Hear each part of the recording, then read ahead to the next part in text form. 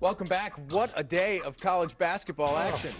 Unbelievable. Hey, I called the tie a couple weeks ago. I didn't think it would come down to this, though. No. And you know what? First of all, let's give Michigan some credit. I mean, granted, Illinois was down. They went in there and won earlier this week. Penn State's not that good. But two big road wins, and they put themselves in a position to possibly get a share of the Big Ten title, and then they did. It's nuts. They did. Got to give Ohio State credit, too, for going to Michigan State and winning, particularly down 15 points in the first half. And you claim that, you think MSU didn't necessarily lose this down the stretch, but rather in the first half. Yeah, they should have been up even more. They missed a lot of layups. Some questionable calls kept Ohio State in the game. That's not why, believe me, I'm not saying that's why the Spartans lost, but there were some officials' calls in there, and Ohio State, give them credit, they couldn't make a shot, but they did make their free throws, and that kept them in the game. And, the Dawson injury definitely hurt Michigan State because they weren't able to run as much as they did earlier in the game. And, Ohio State is a good team. They hadn't been playing well, but it was a good team, and it was an exciting game, and Buford hit a big shot. You really can't do much more defensively. I mean, he had his hand right in his face. And, we heard from Brad earlier, this is obviously emotionally tough on many of the seniors. They're supposed to be celebrating today, their last day as a Spartan. They raise a banner. It's supposed to be a happy day. Not a lot of smiles on the faces of those guys. You can only hope that gives them some motivation headed to the postseason here. I'm sure they'll have some motivation. They usually don't play great in the Big Ten tournament, so hopefully they can, either win that or at least do well. And then, everything starts for good a week from Thursday or Friday anyway.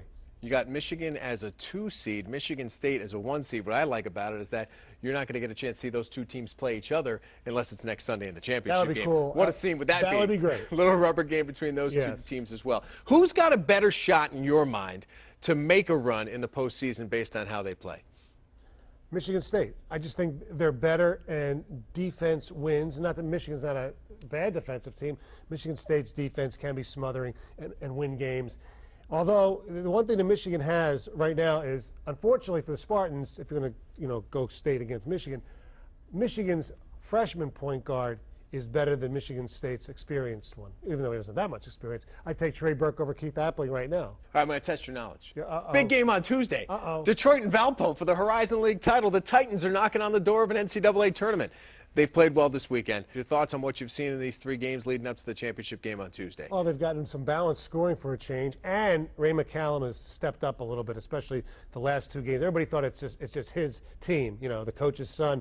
And now the last 2 games, he's really played well. I just don't have a good feeling about going to Valpo and win. When they were in the other conference with Oakland U, no matter what happened, Valpo always beat Oakland.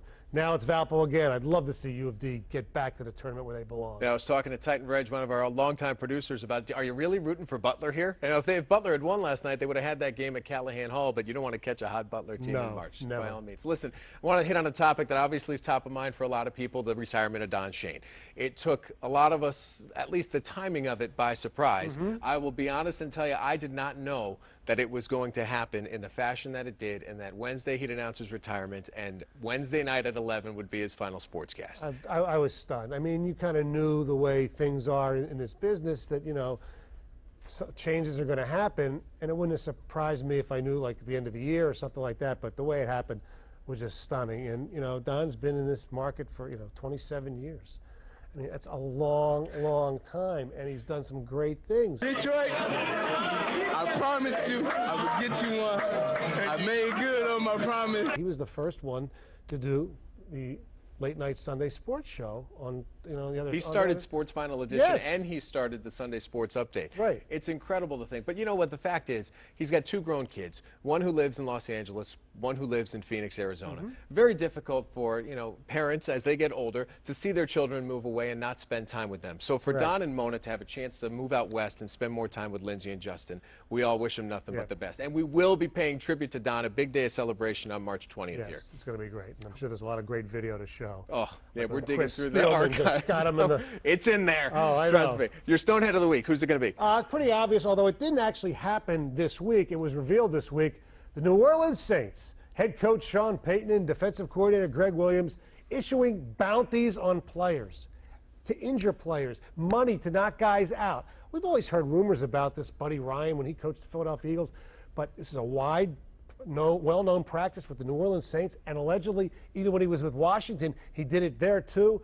There's going to be amazing suspensions and penalties, draft choices. Who knows what's going to happen? But Greg Williams and the New Orleans Saints, Stoneheads. It's going to be interesting to see who gets fined and what the suspensions are going to be. That's Mike Stone. You can hear Monday to Friday on 97.1 The Ticket from 6 to 10, and of course every Sunday here on The Update. Should be a fun March. A lot of teams in the mix. We got practice next week, Going to be fun. Stay with us. A lot more coming up here on The Update. Don't go away.